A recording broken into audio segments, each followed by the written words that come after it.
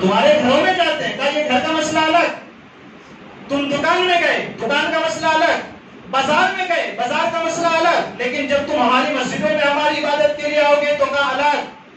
سبحان اللہ۔ 8ویں پارے کے اندر اللہ فرماتا ہے یا بنی آدم خذوا زینتکم عند کل مسجد۔ سبحان اللہ، سبحان اللہ۔ اے لوگوں، جب تم ہماری مسجد میں آ کر ہماری عبادت کرنا چاہو تو زینت اختیار کرو، خوبصورت ہو جاؤ، پاکیزہ ہو جاؤ، بن سنور کے آؤ، جسے کہیں تو دولہے کی طرح تیار ہو کر کے آؤ۔ یہ اتنا اہتمام کیوں کرایا جا رہا ہے؟ اتنا اہتمام کیوں کرایا جا رہا ہے؟ آئے امام اعظم ابو حنیفہ کی زندگی میں چلتے ہیں۔ امام اعظم ابو حنیفہ تمہارے مسلک پر ہم عمل کرتے ہیں، جو مسئلہ آپ نے بتایا اس پر ہم عمل کر جاتے ہیں۔ آپ اپنی زندگی میں نمازوں کا کس قدر اہتمام فرماتے تھے؟ کتنے اچھے کپڑوں میں آپ نمازیں پڑھتے تھے۔ امام اعظم ابو حنیفہ جان پوچھتے، امام اعظم ابو حنیفہ رضی اللہ تعالیٰ عنہ کا جو عمل اپنی زندگی میں تھا، جب وہ نمازیں تہجد ادا کرنے کے لیے اٹھتے تھے، پنج وقتہ نماز نہیں، فرض نماز نہیں، سنت نماز کو ادا کرنے کے لیے جب اٹھتے تھے فجر میں، تو امام اعظم ابو حنیفہ رضی اللہ تعالیٰ 1500 چاندی کے سکے سے خریدی ہوئی چادر کا استعمال فرماتے تھے۔ 1500 چاندی کے سکے سے خریدی ہوئی چادر کا استعمال فرماتے تھے۔ کیوں؟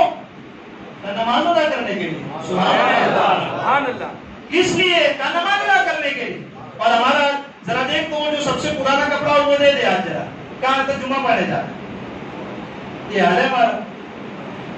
شادی دوسرے کے گھر، والد صاحب اگر آپ نے نیا کپڑا نہیں دلایا تو ہماری بگڑ جائے گی۔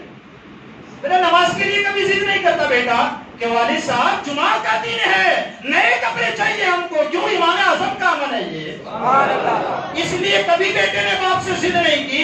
1500 چاندی کے سکے، اس ابھی جو 2021 ہے، ذرا حساب لگاؤ نا، 1500 چاندی کے سکے کی کتنی رقم بنے گی؟ لاکھوں میں ہو جائے گی۔ لاکھوں روپے کی چادر استعمال کر کے امام اعظم ابو حنیفہ 2 رکعت نماز ادا کرتے ہیں، 2 رکعت نماز ادا کرتے ہیں۔ پوچھا گیا کیوں؟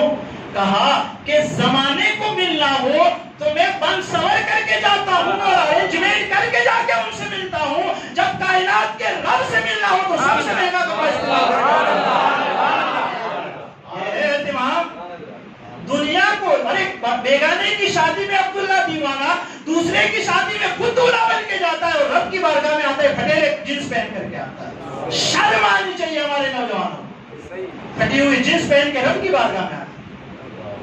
اور کچھ تو ایسے ناہمجار ہوتے ہیں کہ مت پوچھو، وہ ٹوپیاں بھی ان کے پاس نہیں ہوتی، مسجد کی ٹوپیاں استعمال کرتے ہیں۔ بھائی یہ ٹھیک ہے مسجد نے اہتمام کیا ہے، لیکن آپ واللہ العظیم اپنے دل پر ہاتھ رکھ کر کہیے، اسی مسجد کی ٹوپی کو پہن کر کسی کے نکاح میں جانا آپ پسند کریں گے؟ کیا بات ہے؟ کسی کے نکاح میں جانا، کسی کی شادی اٹینڈ کرنا، کیا مسجد کی اس ٹوپی میں آپ پسند کریں گے؟ کہا کسی کی شادی میں اس ٹوپی میں جانا پسند نہیں کرتے اور رب کی بارگاہ میں اس ٹوپی میں آنا پسند